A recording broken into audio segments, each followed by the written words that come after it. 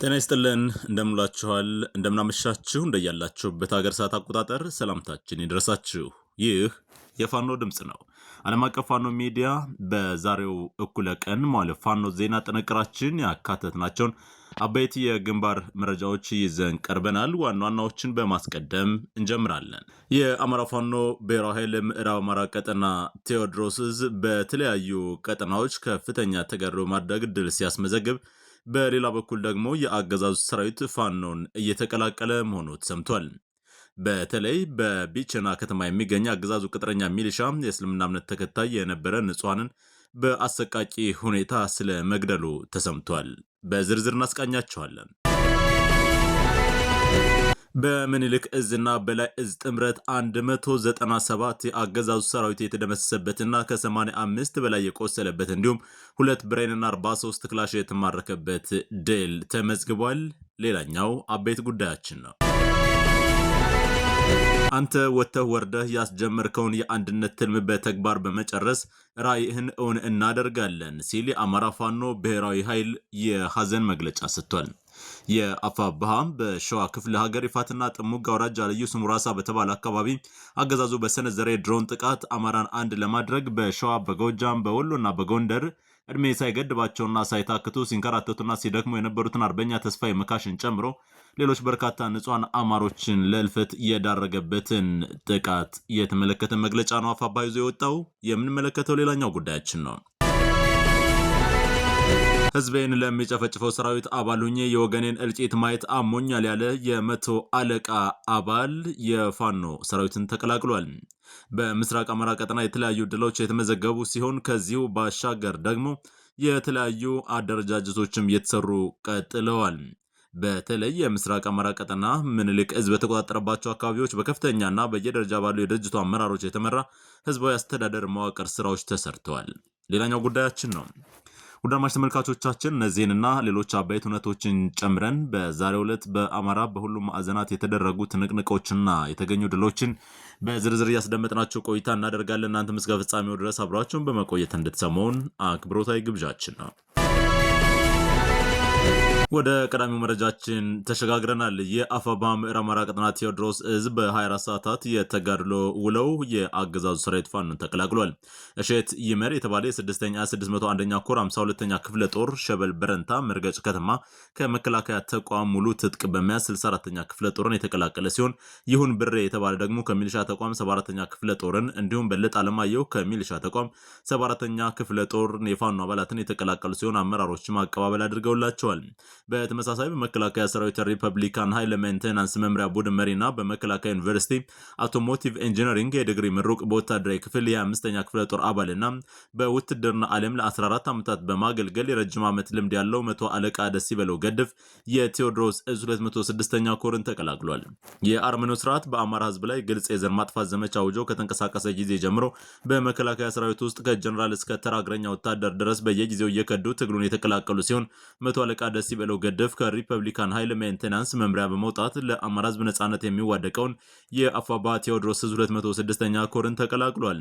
የመከላከያ ሰራዊት ከተቋቋመለት ሀገራዊ ተልእኮ በተቃራኒው በራሱ ህዝብ ላይ ጦርነት በመክፈት ኢትዮጵያን ለመበታተን ቆርጦ ተነስቷል ያለው መቶ አለቃ ደስ ይበለው ገድፍ ሰራዊቱ የሀገር ሉዓላዊነትና ዳር ድንበር ከማስጠበቅ ይልቅ በመላ ሀገሪቱ ሰፈር ለሰፈር የዞረ ህዝብን መጨፍጨፍና መግደል ተቀዳሚ ተግባሩ አድርጎታል ሲል ተናግሯል። ከተራ አባል እስከ ከፍተኛ የጦር አመራሮች በአንድ ብሔር የበላይነት የተቋቋመው የመከላከያ ሰራዊት ለግለሰቦች ስልጣንና የብልጽግና ዘብ ሆኖ ከመቆም ያለፈ ዓላማውን የዘነጋ የኢትዮጵያን ህዝብ ባገኘበት ሁሉ የሚገድል የሚያሳድድና የሚዘርፍ ወንበዴ ቡድን እየሆነ መምጣቱን አክሎ ገልጿል። ከ5 ዓመታት በፊት የነበረው የሰራዊቱ አሰላለፍ ተቀይሮ በየሰፈሩ ምሽግ ቆፍሮ ውሎ የሚያድረው የሰራዊቱ አባላቱ በግዳጅ እየታፈሰ ሰልጥኖ የተመረቀና የተሰለፈለት ዓላማን ጠንቅቆ የማያውቅ በመሆኑ ህዝብ ላይ ያደረሰ ያለው እልቂት በኢትዮጵያ ታሪክ ተፈጽሞ የማያውቅ ነው ሲል ሰራዊቱ ህዝብ ጠል እንደሆነ ታቅሮ እየተሰራ መሆኑን አመላክቷል። የአማራ ህዝብን በኃይል ለማንበርከክና መንግስታዊ የዘርፍ እጅ ተቀብሎ በሙሉ ኃይል ጭፍጨፋ እያደረገ የሚገኝ መከላከያ ሰራዊቱ ሙሉ ሰራዊቱን በክልል አስገብቶ ከድሮን እስከ እግረኛ ሰራዊት እያደረሰ ያለው የዘር ጭፍጨፋ በወገኔ ላይ ከፍተኛ እልቂት ተፈጽሟል ያለ ሲሆን ህዝቤን ለሚገድለው ሰራዊት አባል ሆኜ በህዝቡ ላይ ያደረሰ ያለው ሰቆቃ እረፍት ስለነሳኝ ከወንድሞቼ ጋር ለመታገል 206ኛ ኮረን ከአዲስ አበባ መጥቼ ተቀላቀያለሁ ብሏል። ከራስ በፊት ለህዝብ የሚለው የተቋሙ ሴት ተንዶ ሰራዊቱ ህጻናትን፣ ሴቶችና እናቶችን በመድፈር ንጹሃንን በመግደልና በመረሸን የወንድ ልጅ ብልት፣ ሴትን ልጅ ጡት በመቁረጥ የራሱን ህዝብ በማዋረድ እጅግ አረመኔያዊ ተግባሩን ያለ ርኅራኄ እየፈጸመ ይገኛልም ብሏል። የአማራ ህዝብ በፋኖነት ተደራጅቶ ሊያጠፋው የመጣውን ኃይል መታገል ፍትሐዊ ነው የሚለው መቶ አለቃ ደስ ይበለው ገድፍ የመከላከያ ሰራዊቱ በሁሉም የኢትዮጵያ ህዝብ የተጠላ ህዝባዊ ድጋፍ የሌለው ከህዝብ የተነጠለ ኃይል መሆኑን በአይኔ ተመልክቻለሁ ያለ ሲሆን የአማራ ህዝብ ለመከላከያ አይደለም ድጋፍ ለመስጠት ይቅርና የሰራዊቱን ዩኒፎርም ማየት እንደሚጠየፍም ጠቁሟል። በመጨረሻም ትግሉን ከተቀላቀለ ቀናትን ያሳልፈው መቶ አለቃ ደስ ይበለው ገድፍ የፋኖ ሰራዊት በአጭር ጊዜያት ያስመዘገበው ድል የዓላማ ጥናት፣ የትጥቅ ሁኔታ፣ ጠንካራ አደረጃጀትና የማይቋረጥ የህዝብ ድጋፍ ያለው መሆኑን እንዳስደነቀው ጠቁሞ የመከላከያ ሰራዊት ከጊዜ ወደ ጊዜ እየተመናመነ በሻለቃ ሊኖረው የሚገባው 480 ያላነሰ የሰው ኃይል በሚደርስበት ምትና የሰራዊት ኩብለላ ወደ 180 የሰው ኃይል በማሽቆልቆል እየተበታተነ መምጣቱን አክሎ ገልጿል። በዚህ የጎጃም ግንባር መረጃችን እንቆያለን። በቢቸና ከተማ የሚገኘው አገዛዙ ቅጥረኛ ሚሊሻ የእስልምና እምነት ተከታይ የነበረ ንጹሐንን በአሰቃቂ ሁኔታ ገደለ። ሲራጅ ኢብራሂም የትውልድ ቦታ ሸበል በረንታ ወረጎ ቀበሌ ተወላጅ ሲሆን በቢቸና ከተማ 04 ቀበሌ ነዋሪ ነበር። በመሆኑም ሲራጅ ኢብራሂም ባለቤቱን ከአረብ ሀገር ስደት መልስ በመቀበል የዕለት ከዕለት ህይወታቸውን የሚመሩበት ገንዘብ በእጁ እንደያዘ ቢቸና ከተማ የሚገኘው ቅጥረኛ ሚሊሻ ገንዘቡን በመዝረፍ ታህሳስ 16 ከምሽቱ 1 ሰዓት ተኩል ቢቸና ከተማ ላይ በአሰቃቂ ሁኔታ ገድለው ጥለውታል።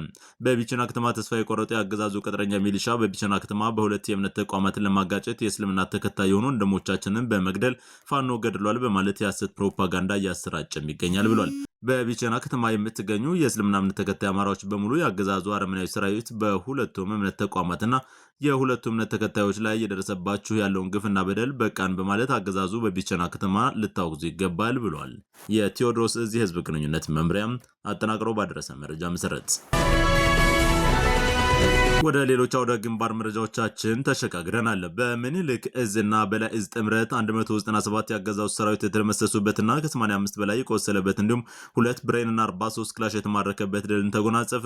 የአማራ ፋኖ ብሔራዊ ኃይል ምስራቅ አማራ ቀጠና ምኒልክ እዝ ላስታ ጀነራል አሳምነው ጽጌ ኮር በአርበኛ 50 አለቃ ጌታ የተፈሪ የሚመራው ጀነራል ተፈራ ማሞ ክፍለ ጦርና ዋክሹም ብርጌድ እንዲሁም አፋባ ሰሜን አማራ ቀጠና በላይ እዝ የሜጀር ጀነራል ባንታባተ ኮር የተውጣጡ የፋኖ ኃይሎች በጥምረት ባደረጉት አውደ ውጊያ አብዛኛው የጠላት ኃይልን የተደመሰሰበትና ይዞት የመጣው የጦር መሳሪያ ምርኮ የሆነበት ፋኖዎችም ታላቅ ድል ያስመዘገቡበት አውደ ውጊያ ተካሂዷል። ታህሳስ 19 ቀን ከንጋቱ 10 ሰዓት ጀምሮ የብልጽግና ወንበር ጠባቂ ኃይል በሻምበል ጫላ የሚመራው 61ኛ ክፍለ ጦር መነሻውን ከቦግና ወረዳ አይና ከተማ ሐሙሲት አድርጎ ብርኮ ገብርኤል ዓመታዊ ንግስ በዓል በሚከበርበት በአራት አቅጣጫ ማለትም በብርኮ ገብርኤል አቅጣጫ፣ በጤና ጣቢያው፣ በጭቃው አቅጣጫና በብርኮ ኪዳን ምሕረት አቅጣጫ ለማጥቃት አስበው ተኩስ የጀመረው አገዛዙ ኃይል ለወሬ ነጋሪ ሳይቀር በመጣበት ላይ መለስ ተደምስሷል። በዚያው ደውጊያ ጠላት በሜካናይዝድ የታገዘ 1 ዙ 23 2 ሞርተር 3 ድሽቃና ብዛት ያለው ብሬንና ስናይፐር ታግዞ የገጠመ ሲሆን የጦር ጠበብቶቹ ጠላትን በመጣበት ቋንቋ አናግረው ጀነራል አስታጥቄ ላከውን ተረካክበው ከንፍሮ ጥሬ እንዲሉ የተረፈው ወደ መጣበት እየተዝረከረከ ተመልሷል። ጠላት በተወሰደበት እርምጃ ከፍተኛ ሰብአዊና ቁሳዊ ኪሳራ ያስተናገደ ሲሆን 197 ጠላት የ61ኛ ክፍለ ጦር የሰው ኃይልን ጨምሮ ሲደመሰስ 85 ቁስለኛ 7 ተማርኳል። በተጨማሪም 2 ብሬን 43 ክላሽ 84 ወታደራዊ ሻንጣ 2850 የብሬን ተተኳሽ 2200 የክላሽ ተተኳሽ ተማርኳል ተብሏል። ለአማራ ህዝብና ለንጹሃን የማይጨነቀውና የጦር ወንጀል እየሰራ የሚገኘው የብልጽግና ወንበር አስጠባቂ ሰራዊት በየአመቱ ታህሳስ 29 የሚከበረውን የቅዱስ ላሊበላ የልደት ቀንና የገና በዓል ንግስን ለማክበር እየተጓዙ የነበሩ 12 ንጹሃንን በሞርታር ቅንቡላ 2 ንጹሃንን ቤት ለቤት በመዞር የፋኖ መረጃ ናቸው በሚል እናቶችን ሲረሽን 9 ንጹሃንን አቁስሏል። ብርኮ አንደኛ ደረጃ ትምህርት ቤትን በመድፍ ቅንቡላ አፍርሷል። መዳረሻው ድልና ነጻነት የሆነ የአማራ ህዝብ የሉና ተጋድሎ ተጠናክሮ ይቀጥላል ሲል የላስታ ጀነራል አሳምነው ጽጌ ኮር ህዝብ ግንኙነት ክፍል መረጃውን አጠናቅሮ አድርሷል። በዚሁ የምስራቅ አማራ ቀጠና መረጃችን ነው አሁንም ቆይታ የምናደርገው።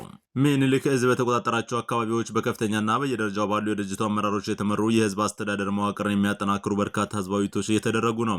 በተጋድሎ ነጻ ያወጣቸው ቀጠናዎች ላይ በድርጅት አመራሮች የተመሩ በርካታ ውይይቶች እየተደረጉ ሲሆን ከህዝቡ የሚመጡ አስተያየቶችና ፍላጎቶችን መሰረት ያደረገ መመሪያ ጭምር በማውረድ የህዝብ አስተዳደር መዋቅሩን እያጠናከረ ይገኛል። የምኒልክ እዝ በዚህም ከህዝቡ ጋር የሚደረጉ ሰፊ ውይይቶች በፋኖ የሚመራ የአማራ ህዝብ የህልውና ተጋድሎ ተጋድሎ ያለበትን ትልቅ ደረጃ ለህዝቡ የማስረዳትና የማስገንዘብ ብሎም ህዝቡ ደጀንነቱን እስከ ድልና ነጻነት አጠናክሮ መቀጠል እንዳለበት ጭምር በመነጋገር የጋራ አቋም ተወስዶበታል።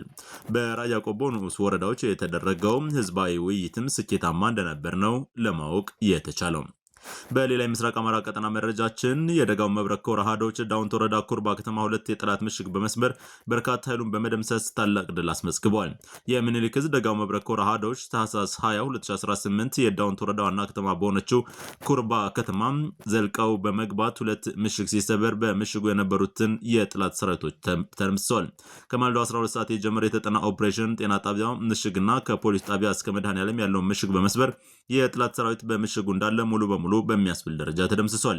የተደመሰሱ የጠላት ሰራዊቶች ቁጥራቸው ለጊዜው በውል ያልታወቀ ሲሆን የአካባቢው ማህበረሰብ አስክሬን እንዳያነሳም የብልጽግና ሰራዊት ከልክሏል። የውሸት ፕሮፓጋንዳውን ለአብይ ወንበር ሲባል የሚደመሰሱ ጥምር የጠላት ኃይል አስክሬን ማህበረሰቡ እንዳያውቅና በተደመሰሱ ሰራዊት ፕሮፓጋንዳ ለመስራት ሲባል የአካባቢው ማህበረሰብ በተሰበሩት 2 ምሽጎች አካባቢ እንዳይንቀሳቀስ ተደርጎ ፋሽስቱ አስክሬኑን እያጋዘ ይገኛል። በርካታው ወደ አምላኩ የተሸኙ አረጋ ከበደ ሰራዊት የሆኑት ሚሊሻና ፖሊሶች ሲሆኑ አዳራሽ አካባቢና ጤና ጣቢያ ባለው ምሽግ የሽመልስ አብዲሳ ሰራዊቶችም ተደምስሰዋል። የሚሊሾችና የፖሊሶች አስክሬን በየወረዳው ውስጥ ወደ የቀበሌያቸው የተከፋፈለ ይገኛል። ቁስለኞች በኩርባ ጤና ጣቢያ ውስጥ ዋይ ዋይ እያሉ ሆስፒታሉን ሞልተዋል። የኮር አሃዶችን በተጠና ኦፕሬሽን ተንቀሳቅሰው አስፈላጊውን ውጤት የተገኘ ሲሆን ከአረጋ ከበደ የውሸት ፕሮፓጋንዳ ማግስት መራርና ጠንካራ ጥቃት በፋሽስቱ ሰራዊት ላይ መፈጸሙ በህይወት በተረፉ የጠላት ሰራዊት ካቢኖች ደግሞ በፍርሃት ቆፈን ውስጥ ሆነው እንዳይንቀሳቀሱ ማድረግም ተችሏል። ያልነጠፈ የኮሩ የድል ግስጋሴ ለወገን ኩራት፣ ለጠላት ሞት እያጎናጸፈም ቀጥሏል ብሏል። የአፋብኃ ምኒልክ ዕዝ የደጋው መብረቅ ኮር ህዝብ ግንኙነት ክፍል ባደረሰን መረጃ መሰረት አንተ ወጥተህ ወርደህ ያስጀመርከውን የአንድነት ትልም በተግባር መጨረስ ስራዬን እናደርጋለን አለ የአማራ ፋኖ ብሔራዊ ኃይል የሐዘን መግለጫ ይዞ ወጥቷል። ታህሳስ 19 በሸዋ ክፍለ ሀገር ይፋትና ጥሙጋ አውራጃ ልዩ ስሙ ራሳ በተባለ አካባቢ አገዛዙ በሰነዘረው የድሮን ጥቃት አማራን አንድ ለማድረግ በሸዋ በጎጃም በወሎና ጎንደር እድሜ ሳይገድባቸውና ሳይታክቱ ሲንከራተቱና ሲደክሙ የነበሩትን አርበኛ ተስፋዬ መካሽን ጨምሮ ሌሎች ንጹሃን አማራዎች ለልፈት ተዳርገዋል። ከቅርብ ጊዜ ወዲህ አማራው አንድ ይሆናል በሚል ከፍተኛ ሽብር ውስጥ የገባው አሸባሪ የብልጽግና ስብስብ አንድነቱን ያደናቅፍልኛል በሚል የዲጂታል ሚዲያ መንጋውን ቢያሰማራ እቅዱ በተደጋጋሚ እየከሸፈ ይገኛል። በዚህና መሰል ክስተት መደናገጥ ውስጥ የገባው ይህ ሀገር አውዳሚ ስብስብ የዘፈቀደ የድሮን ጥቃት በመሰንዘርና የተለያዩ አጀንዳ በመስጠት ልዩነቱን ለማስፋት እየጣረ ቢሆንም የተፈጸመው ልብ ሰባሪ ድርጊት እንደ ተጨማሪ እድል በመጠቀም አርበኛ ተስፋዬ መካሽ የጀመረውን የአንድነት ውጥን በማሳካት ራዕዩን እውን በማድረግ የምንክሰው ይሆናል ብለዋል። የአፋብኃ መግለጫ አርበኛ ተስፋዬ መካሽ ሀብተወልድ አርበኛ ብቻ ሳይሆኑ አባት፣ አስታራቂ፣ የአንድነት መንገድንም አንድነትም ናቸው።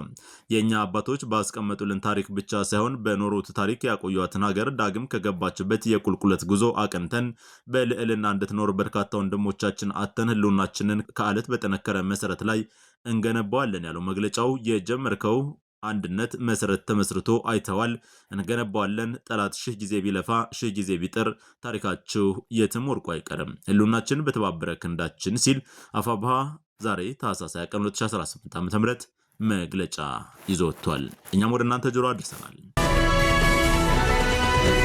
ወደ ዓለም አቀፍ ፋኖ ሚዲያ ቤተሰቦች አድማጭ ተመልካቾቻችን የዛሬ እኩለ ቀን መዋዕለ ፋኖ ዜና ጥንቅራችን በዚሁ ተቋጭቷል። አብራችሁን በመቆየት ስላደመጣችሁን ወደፊትም ስለሚኖረን የአብሮነት ጊዜ እጅግ አድርጌ አመሰግናለሁ። እንዳለ ቢክስ ነበርኩ።